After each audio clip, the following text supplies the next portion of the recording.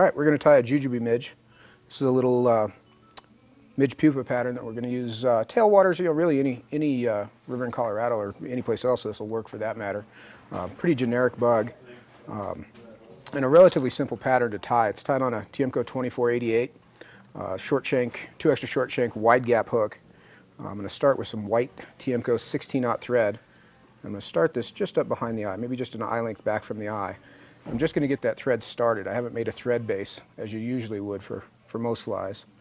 I'm going to start with 2 strands of olive super hair. Super hair is typically used for saltwater flies, but I came up with this fly, 12 or 13 years ago, sort of by mistake. I'm tying some saltwater flies where I ended up with a piece of this twisted around a hook. So this is sort of an unconventional trout fly material, but it's not hard to find, and it's not unusual by any means in the saltwater realm. What I've got here is 2 strands of olive and 1 strand of black. We're going to tie an olive one. You can alter the colors of this however you like, wherever you need. Typically I'll use 2 strands of the standard color and then 1 strand of the rib color. In this case we're going to have an olive body with a black rib. So I've got all 3 of those strands here, and I'm going to catch them just behind the hook eye, draw them down to length, and then I'm just going to make a nice smooth flat thin thread base down the hook shank. I try to keep this as thin as I can. That's one of the reasons I use the 16-aught thread. It's really flat and smooth, and it'll lay nice and tight on the hook without creating a lot of ridges. So I've wrapped down to the bend over that super hair, and then I'll just return the thread back to the starting point. So I've got all 3 of my strands tied in as one here. The first thing I'll do is I'm going to wrap all 3 of these as one unit, and as I come around the hook I'm going to come straight up. This is kind of one of the catches on this fly.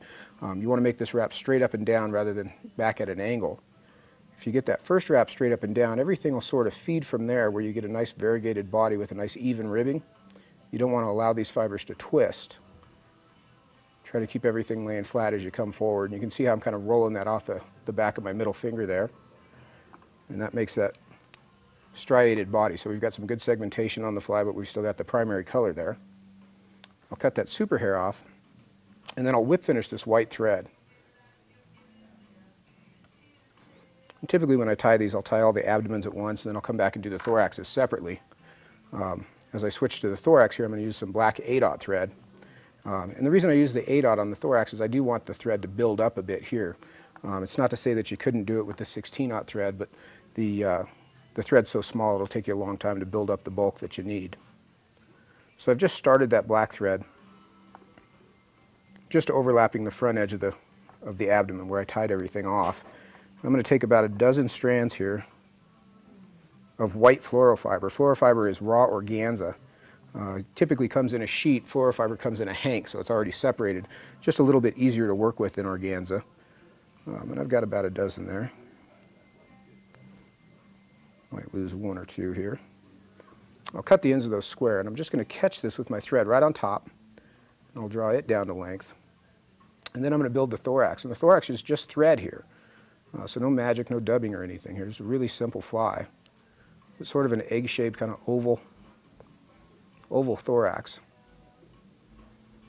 And I'll end with that thread hanging just behind the eye, and I'm going to pull this fluorofiber forward and tie that down with just 2 turns there behind the eye. And that's made our wing case. You can see our wing case across the top. And then I'm going to take the fluorofiber butts that are left over and divide them in half.